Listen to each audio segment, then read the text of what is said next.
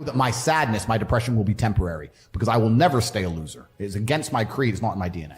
Yeah. That's the thing about society and MSM and all this garbage and the Matrix. They try and convince you, don't worry if you're being a loser because people feel sorry for you and you'll get attention for it and you'll be okay in the end. And it's all this temporary fixes of dopamine by saying, I'm sad. Don't worry, bro. You'll be okay. But it's bullshit. They don't care long term. The world doesn't care. Nobody really cares. Chicks don't care. Business doesn't care. You are going to fail.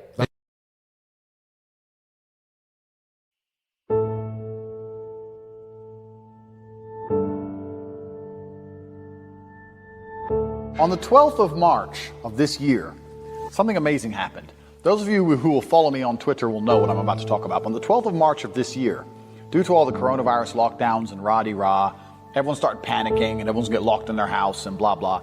And the price of Bitcoin plummeted 50% in like 2 hours. I don't even know who remembers that. I remember. And on the 12th of March, I put a tweet on my Twitter account saying, you're all pussies. We all know it's going to come back. Buy as much as you can. I'm about to buy a bunch. Of course, a bunch of people start replying under it. Actually, no, this is the end of Bitcoin monetary system.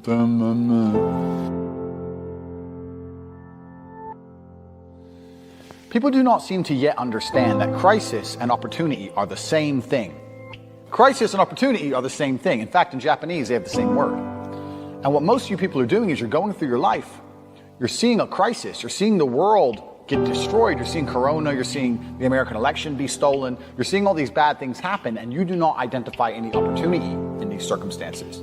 You sit there and think, oh well, the world does what it does, and I'll keep doing my job. I'll keep working at Starbucks, and maybe one day when my ship comes in, I'll make some money. Never. That's never going to happen. It's never going to happen, and I'm going to tell you why. 3 reasons most of you are never going to be rich.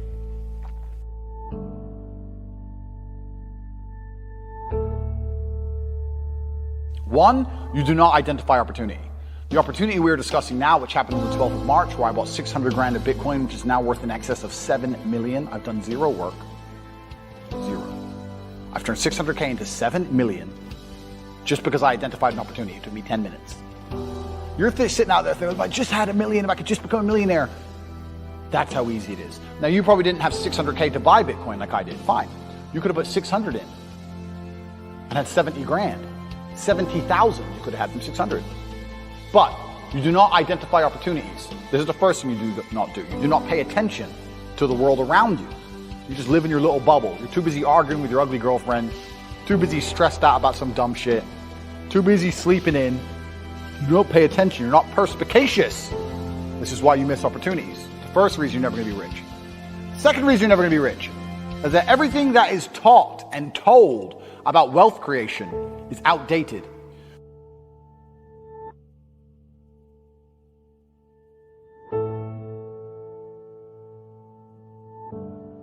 Your parents' idea of how to generate wealth no longer works. Your parents say just work hard, save your money, put it in a savings account, and then get a mortgage, and then you can pay off the house. All garbage. That stuff doesn't work anymore. Back when your parents were doing that, the savings account gave them 6-7% interest. Now you don't even get 1%. Pay off the house. How much cheaper was a house in relation to their wages then than it is now? It's insane. If you actually try and make money by just putting money in a savings account and getting a mortgage and paying off the mortgage, you're going to be broke until you're 60. And that's not getting rich. You need to be rich when you're young and sexy like me, not when you're old. Because nobody cares about the old dude in the Lambo. They care about the young dude in the Lambo. So everything you've been told and taught about wealth creation is outdated and wrong. The key to wealth creation, everything has changed. The whole game has changed. And I even say to people all the time, the ones I mentor and coach, don't buy a house, rent a house. They're like, oh, but isn't that wasting money? No, what's wasting money is buying a house, giving huge interest rates to a fucking bank, and then tying yourself to one geographical location. The reason humans are the #1 species on the planet is because of our adaptability, the ability to adapt. I can go anywhere on Earth.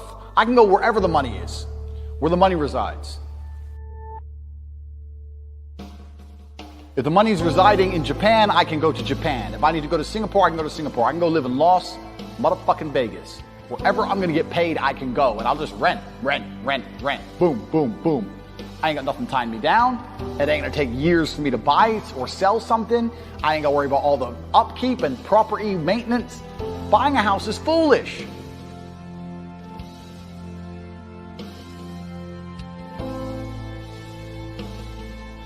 Now, I'm not gonna lie, I do own this house because I wanted it to be exactly the way I want it, but I'm rich, right? You aren't. So you shouldn't be doing that shit anyway. You do not need to buy a house. It's one of the biggest mistakes you can make. It's a psychological thing that your parents have told you. If you own a home, you own a home, you own a home. And then I tell people this and they go, oh yeah, but you can always rent it out. You're gonna spend $300,000 on a house so that you can rent it out for $800 a month. And then every time the boiler breaks, you're gonna spend $500 fixing the boiler, and they're gonna damage your house. And by the time they leave, you're gonna need a whole bunch of repairs, and they're gonna be calling you all the time for hassle and stress if they even pay their rent on time. You think that's a good spend of 300 grand? Do you know what else you could do with 300 grand? Buy Bitcoin.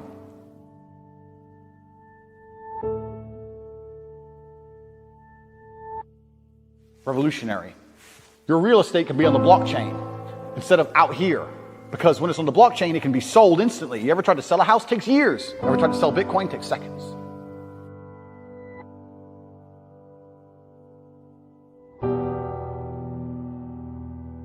The most important reason you're never going to be rich is because you do not have a plan.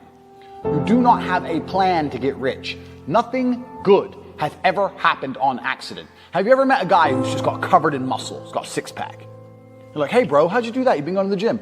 No man, it was just an accident. Oops. No, he built that body purposefully. He did things specifically to get the result he desired. He ate a specific way. He trained a specific amount. He knew exactly what he was doing. Every rich person knows exactly what they're doing. People who are making money know exactly how to do it. You're sitting there saying, I want to be rich. You don't even have a plan to get rich. How the fuck are you going to get rich on accident? How's that going to happen? Oops, I'm a millionaire. Never. So, one, you do not pay attention to opportunities in crisis. Two, everything you understand about wealth creation is outdated and wrong. And three, you do not have a plan. Here's where I come in, Andrew Tate, because I have a plan for you. So, we talked about my little Bitcoin story. You can see the tweet here I put out. I made 7 million, blah, blah, blah. Bought a Bugatti, blah, blah, blah. I'm the man. We all know I'm the man. Something new in the world now called decentralized finance. I don't know if you're familiar with that. I am not particularly familiar with it. In fact, I'm not that briefed on it. I'm certainly not a technical dork. I don't completely understand it, but I have very smart people who work for me who do understand it. Because that's what happens when you're the boss. You hire people who know things, right? All those people who went to, expensive universities, and I didn't go. Well, except for the camera guy. He didn't go to university. It's true.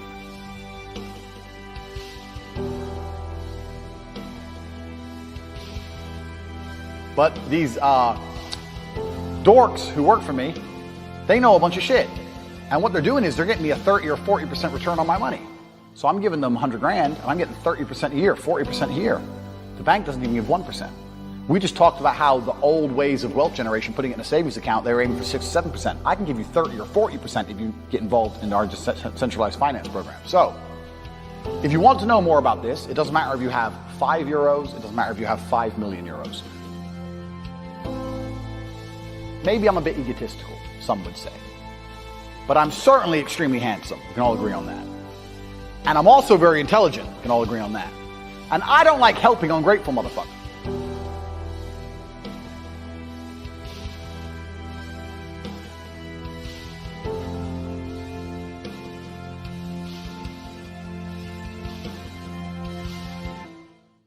How do you be successful as a man?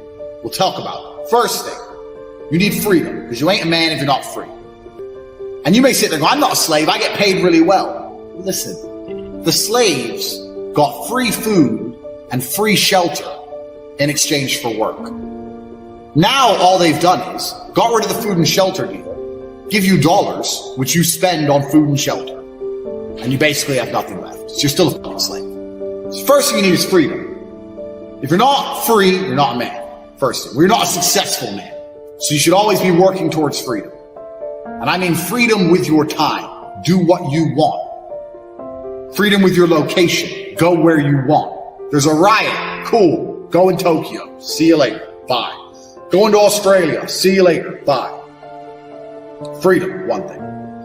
The next thing that constitutes success as a man is your network. Who are you talking to? Who are these people? Who will answer your phone calls? Listen, I got 2 phones.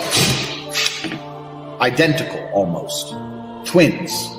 I got 2 phones right here. And I can call one of many multi-millionaires. And when they see my name, they're going to pick up the phone. They're going to be like, oh, shit, Tate. Oh, wait, guys, wait. They're going to stop their conversation and be like, whoa, fuck, Tate wants. What's up, Tate?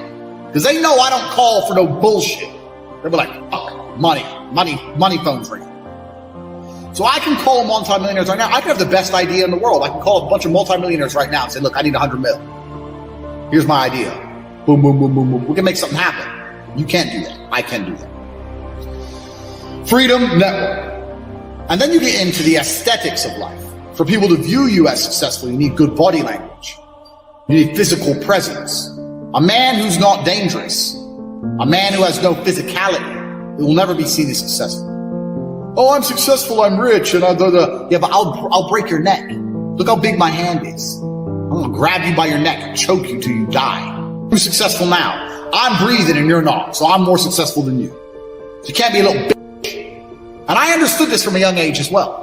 So I'm sitting there at a young age thinking, I need to get a network of high net worth individuals who are, or not even rich men, but men who are driven, men who are making money. And I need to find a way to talk to them, work for them, learn what they know so I can become one of them. I need to get body language and physicality. I need to become big and dangerous. I need to be able to display that without saying it. I need women in love with me. I need beautiful women who adore me. I need these things because this is what shows the world I'm the fucking Don. So I'm sitting there and I understand what I need. And I knew this at 21, 22. A lot of you people are older than this. Older than me. You're older than I was. I'm telling you something. You're sitting there going, yeah, didn't even cross your motherfucking mind. You've been too busy jerking off the Pornhub and not thinking about what you actually need to do to be successful in this life. So these are the things you need to be a high value man. Because if you have all those things and then you get some money and you have geographical and time freedom, you're now genuinely successful. Your mentality is heavily linked to your reality. And the fact that most people have such weak mindsets comes from the fact that they have a weak life, a weak body, a weak social circle, a weak network, a weak bank account, a weak relationship, and then their mind is weak. Well, of course. Whereas if you had a group of soldiers around you, men who were dedicated, who would ride or die with you, if you were strong, if your woman would never leave you no matter what because she idolizes you, then your mentality would be strong. Your mind would be strong by extension. So if someone comes to me and goes, I doubt myself, I usually look at them and go, yeah, I understand why. You're a little fat piece of shit. You're stupid. Of course you do. Hey, Andrew, so how do I get like a 6-pack quick? What's the fastest way to get a 6-pack? Why does it have to be quick? Why does it have to be easy? Why do you think life is all quick and easy? Why can't it be hard and difficult? Why can't you suffer? Because suffering is what gives it value. If everyone had a 6-pack and it was quick and easy, then it wouldn't be valuable, would it? If everyone walked around with a 6-pack and they got it easily, then no one would give a shit. The whole point is that it's difficult to get. Value is linked to difficulty. If you want something that is valuable, you need something which is difficult to obtain. The fact that you just said you wanted it quick and easily shows that your whole mental model is fucked. You shouldn't be thinking about quick and easy. You should be thinking about hard, suffering, pain, going through it. That's what you should be thinking about. This is going to be hard, but I'm going to do it anyway. Because when it is done, then everyone's going to know that I went through something difficult. Why do you want it to be quick and easy? Success is the most overused word. Because we talk about success. Oh, this guy, he's really successful. Not these motherfuckers ain't successful. So let's say I'm working at a company. Yeah, I'm the big boss. Let's say I'm a guy. I go college. I go university. I go to this company. I work. I become a manager. I'm on $150,000 a year. I got a company BMW, and I wear a suit, and everyone at my job does as I say. By all measures, I'm a success now. But here's the truth. When I leave that company, no one gives a fuck about me. I'm a nobody outside of that one building where I'm a little bit important. My wife doesn't want to suck my dick because I'm fat, because I didn't have time to train, so all I did was work. I got a BMW. I know hoes with BMWs. BMW, I don't even consider that a car. BMW, that's not a luxury car. That's fucking basic. I'm pushing supercars. You're a nobody. You're not successful for shit. Success for a man actually comes in many realms. It's actually nothing to do with being good at your job. Having money, yeah. You don't have to be good at your job to have money. Depression is the ultimate motivation. Oh, so you're depressed. Okay, so you come along to me and you tell me you're depressed. I expect to see a huge list of what you're achieving per day. If you're unhappy with your life and you're depressed, I don't expect you to be popping pills and sitting late in bed. I expect you to give me a huge list of everything you're achieving per day. Depression's a fantastic motivation. You know, but people are told the opposite. No, you should feel depressed. That's wrong. You should be happy anyway. Take the pills, stay home, take some time off. Complete garbage. You're depressed? Okay, get up, go for a run, lift more weights, make more money, get a second job, get more girls. Like, you can outrun depression. I'm a man who's always believed, and I think every man understands this, action over inaction. And I think it was General Patton who said, a good plan today is better than a perfect plan tomorrow. You gotta do something, and you gotta do something fast. Yeah. You're just sitting around talking about it and hoping for things to get better. Has never, I don't know about you gentlemen, but every time I ran out of money in my bank and I thought I'm gonna sit around and hope for something to come, it never really worked out. Right. It never worked out, you know? It's like, you can't be sitting around waiting for things to happen to you. Also, I think, especially in the West, a lot of people's problems are all in their mind. And I'm not saying that mental conditions aren't real, because absolutely some are, but I try and explain to people, look, the only thing on the planet you have genuine control over is your state of mind. Like, you can't even control your health. You might get hit by lightning. You can't control other people. You can't control the weather. You can't control anything. The only thing you can affect in genuine real time is how you feel in your head. If someone comes to me and goes, oh, I get really shy and anxious, I'll say, so? Right. Not, oh, okay, that must be horrible. No, so? Do it anyway. Yeah, but I'm shy. I don't care. No one cares. The whole world doesn't care. Nobody cares. You go. If you could drop dead tomorrow, the world wouldn't care. The sun's still going to rise. People are still going to go to work. So you're going to sit here and worry about speaking? When people come to me and say, I'm not happy, I say, why should you be happy? And we're all adults here. This infantile mindset that we're all supposed to be like we were when we were 3 years old, and something shiny, laugh all the time, run around in circles. We're grown-ups and we have responsibilities and we have problems and we have pressure, and you don't necessarily have to be happy to perform, especially if you're a man. Like women have this, I guess to a degree, they're born lucky. Women have this mindset where people expect women to be happy. Women need to be happy. But as a man, you have a burden of performance. As a man, you shouldn't be waking up going, how do I get happy? I can never be depressed if I never slow down. Speed is extremely important. Speed defies gravity. How does a plane fly through the air and defy gravity? Speed. It's moving too fast to fall. If you're always attacking life, if you're always doing things, if you're always making more money, if you're always traveling the world, doing this, doing that, new car, here, there, new podcast, meeting James English, boom, boom, boom. If you're always doing things all the time, unhappiness can't catch you. But I also know that speed is a fantastic way to be happy all the time. I'm always looking forward to something. I wake up every day excited. I'll go do this today. I'll go do this today. I'll go do this today. And I very much live my life in a frame of, no, I have to do this. It's very much I get to do this. We don't live in a real world. We are living in a reality where we're told stories and narratives that aren't true, where they try very hard to distract us with garbage. Rihanna. I have nothing against Rihanna. Like, I don't know her. But when I see a concert and I see hundreds of thousands of peons standing amongst peons. What are they? Peons is the people who go to these concerts. Right. Peon means peasant. This is an education in language. No, but they are peasants because they're acting in a peasant way. They're acting like peasants. Hundreds of thousands of people in a crowd looking up at somebody like they're God, jumping up and down for hours on end. You're a peasant. You're a peasant. And your life's shit, and you have no achievements, no money, you're depressed, but you're distracted. I am a feared competitor in anything I do. Anyone who's up against me at anything is going to feel a degree of nervousness just because it's me. It doesn't matter what it is. If you say, look, you're going to go learn how to play piano, and you're going to play against someone else who's never played piano, and you're going to learn, and that guy's Andrew Tate. You're going to be like, oh, for fuck's sake. I can't even play piano. But part of them is going to be like, oh, not Tate. Even though I have no piano experience, because they just know me. They know my mindset. They know my determination. They know I'm stubborn. They know I don't quit. They know I'm going to win. That's just who I am. So I've constructed a mental model that allows me to be competent and to always succeed. And that's how I've come to the conclusions I've come to. And I truly, once again, don't understand how people go through the world with any other mental model. I get asked all the time, well, what do you feel? Or what about happiness or depression? That doesn't even, how I feel doesn't cross my mind. I don't know how else to explain it. There are days where I'm pissed off, or sad or happy, it doesn't cross my mind. It's just like, I woke up, whatever mood I happen to be in, I have things I need to do. It's a busy day. Zuby's here soon. I need to go training before he gets here. I had a meeting with the bank at 7:15 a.m. I have shit to do. Like, I didn't cross my mind if I was happy, sad, excited. I just had to work. There's very few things in this life we actually have any control over. Let me tell you the fact, the number one facet.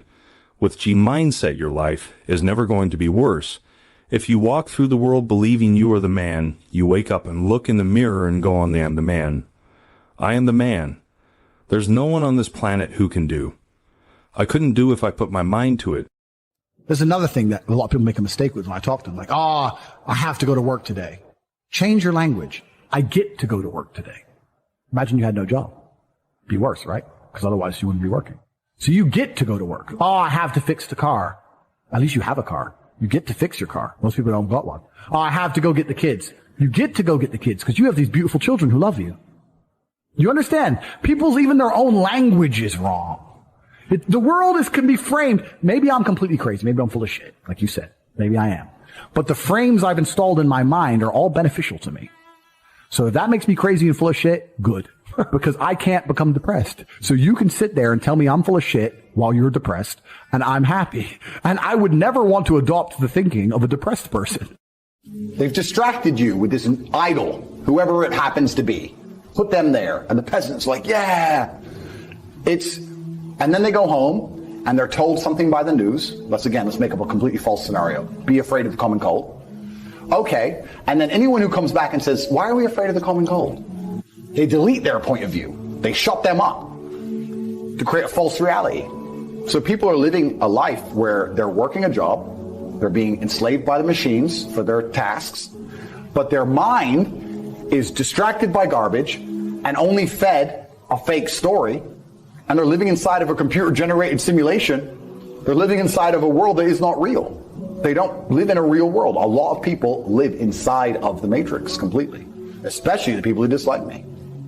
So I think my mental model, to a degree, I'm certainly not a person who doesn't feel emotions because we're all human. I certainly do. But I've never prioritized them in any regard. I haven't built a mental model that I haven't put them in the middle of my mental model and then affected my actions based on how I feel for each one. It's absolutely and completely the opposite. I would love to do a podcast on a day where I'm particularly sad and a podcast on a day when I'm particularly happy. And I guarantee you wouldn't be able to tell the difference. So that's what allows me to be competitive, right? Because if you're competitive, if you want to be the most competitive predator on the planet, you have to be able to hunt in the day and the night.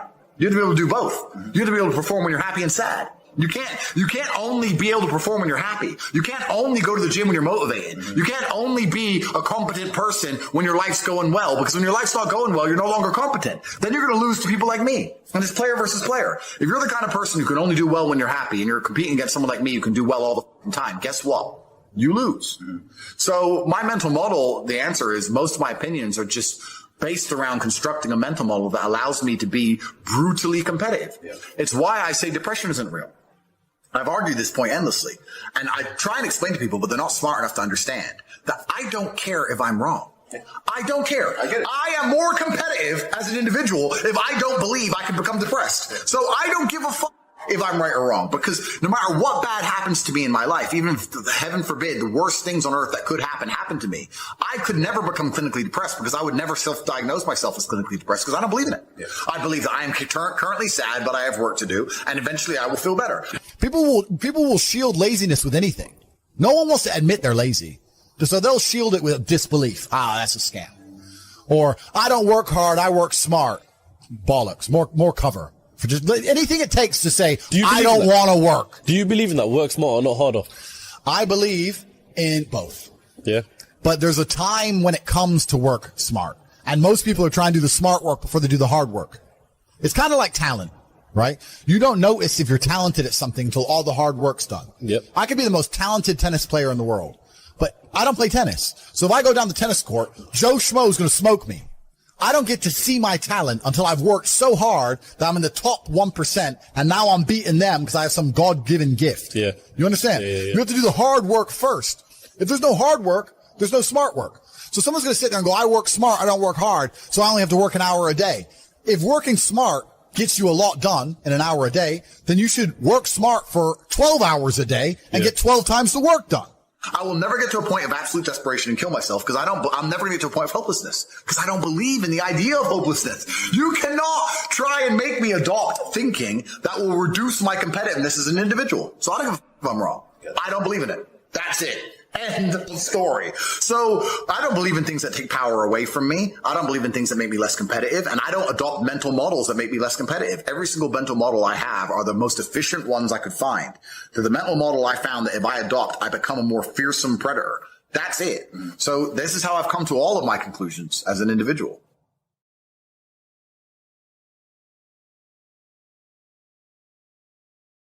I am absolutely and utterly a believer in hard work. I'm a proponent of hard work. I have all this money and all I do is work. My entire life is work. This podcast is work. I'm getting in the car. I'm going to another meeting. Work. I want to go to the gym so I'm in good shape. Work. It's all work. My entire life is work. And people don't want to look at life that way. They want to talk about work-life balance and being lazy and all this crap. I don't believe in any of that. I believe in if you want to win, you have to outcompete the man who's prepared to do nothing but work. It's player versus player. If you're going to sit there and go, I don't want to work more than an hour a day, well, the guy who does want to work more than an hour a day is going to beat you. And no matter how smart you are, there's always a smart dude who's doing the same smart work you are for more hours than you're doing it. That's just the nature of the game. The way that humans work and the way that we've evolved as a species is that we don't really learn lessons unless they're learned the hard way. Yeah. I believe that unless a lesson has taught the hard way, you're not going to learn it. You can have so many near misses and people won't learn their lesson. Bro, you must know a guy who goes out there, nearly crashes his car, doesn't slow his ass down until he wrecks it. Yeah. Like, this is how people are, right? So you need that pain for the lesson to sting enough to really genuinely go inside of your mind. And it's the same with everything. It's the same with driving a car or business. Truthfully, if you want to learn a lesson about business, you're going to have to suffer at some point, right? So we always say that most people are not successful with their first companies, X, Y, Z, blah, blah, blah. I get that. The truth is, there's a lot of people who make a lot of money with their first company, but they just spunk it, act an idiot, and it all blows up in their face. And that's how you get the discipline on your fourth company that when you have $3 million in the bank, you just leave it there. Effort. If you're going to be successful in this game, you got to have a dog within you. You got to know it's a dog fight, and you got to go get that fight. Life ain't going to be easy. Ain't nobody going to hand you nothing. You still got to go to work. You still got to compete against everybody in your industry. Life's still going to happen while you trying to blow up. All men are created equal.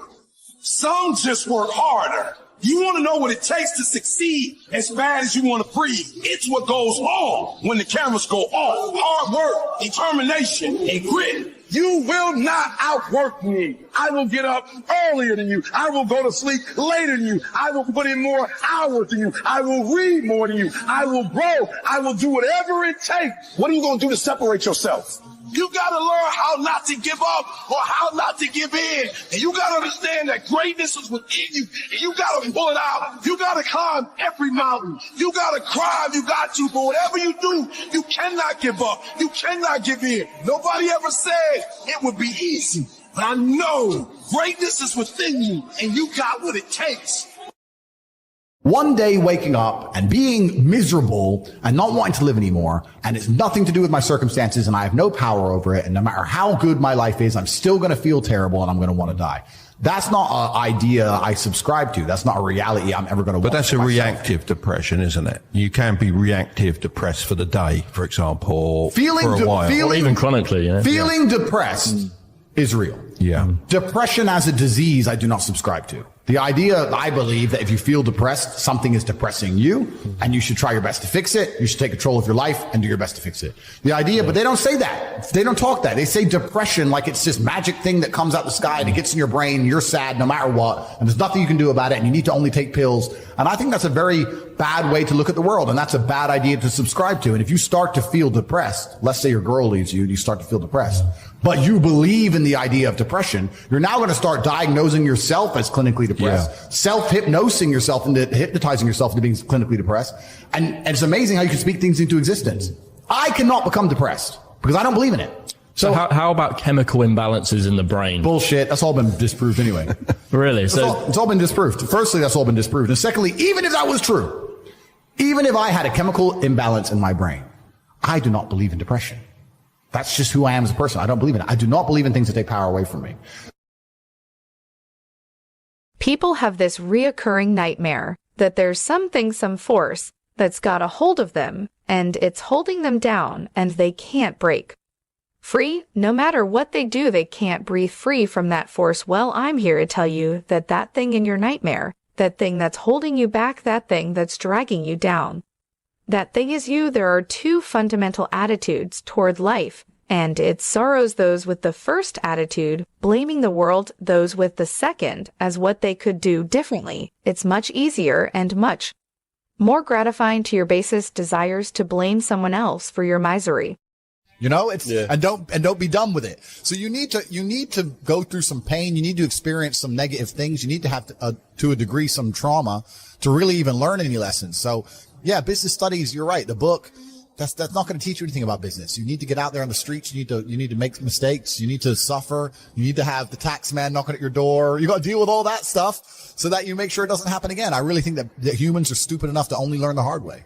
And life really doesn't have to be that complicated. When you see somebody that has something you want, you just got to try and work out how they got it. Yeah. And that's the missing part. Most people see people with things they want and they don't do the second half. They don't try and work out how they got that thing. Oh, my man has a Ferrari. Okay. I wish I had a Ferrari. Okay. They don't sit there and go for an hour. How did he get a Ferrari? It doesn't cross that part is the part they don't want to do, right? They just go, oh, he has a Ferrari. Wish I had a Ferrari. And they go back to TV. Yeah. And that's why they lose. It's player versus player out here, man. It's on the street. It's not easy. For every dollar you make, for every pound you take, you took it from someone else. You don't make money. You take money.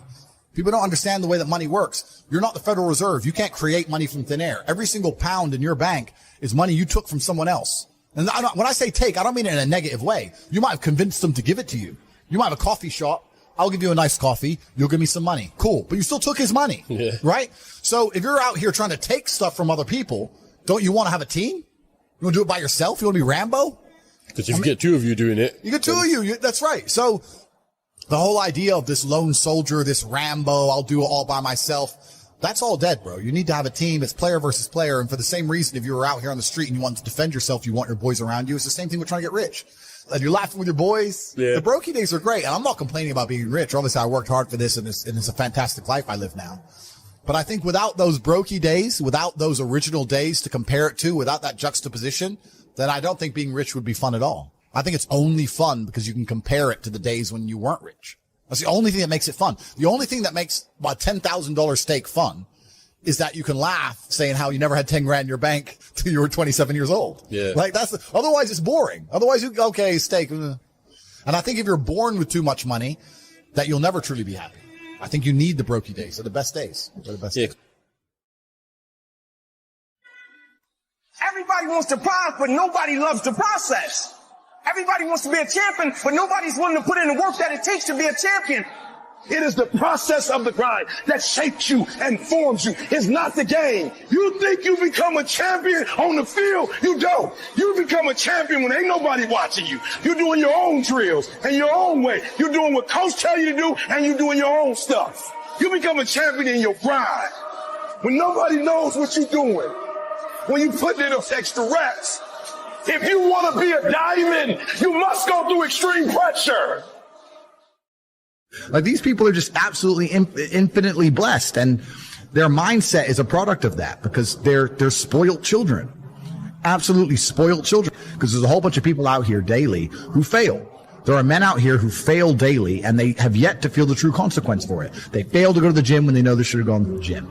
They fail because they forgot their keys, and it took them 10 minutes to find them. They fail because they replied to a question they got sent on WhatsApp the wrong way. They fail because they didn't smile when they were supposed to. They didn't say please and thank you to that person who helped them. They fail because they didn't say hi to that girl who's looking at them out the corner of their eye. They just fail perpetually. They go through life missing every opportunity and just failing. And somehow we've built a society which is so soft and God is so giving and so graceful that they still have a place to eat and somewhere to sleep, and they're still surviving. That shows how nice God is. Yeah. Because before this society, truthfully, if you were that level of failure, you would be dead. Survival of the fittest. You're survival of the fittest. And none of these men out here are fit. No. Their mindset isn't fit. Their reality isn't fit. They're failures. They're failures. Yeah. And they're just failing every single day. And they go, oh, but you know what? Tomorrow I'll go to the gym. Yeah. You've been failing your whole life. That's all you've done is fail. And then you sit and wonder why people like me absolutely and utterly outcompete you. It is so easy to become a top tier male in the world today because the competition is so ridiculously low. There are 2% killers like me, and everybody else amateur. Head to toe amateur. They can't even pay attention to anything. They can't try anything. They're amateurs. And it's really mind-blowing to me because I've tried with all of my computational power to imagine having a mindset different to mine.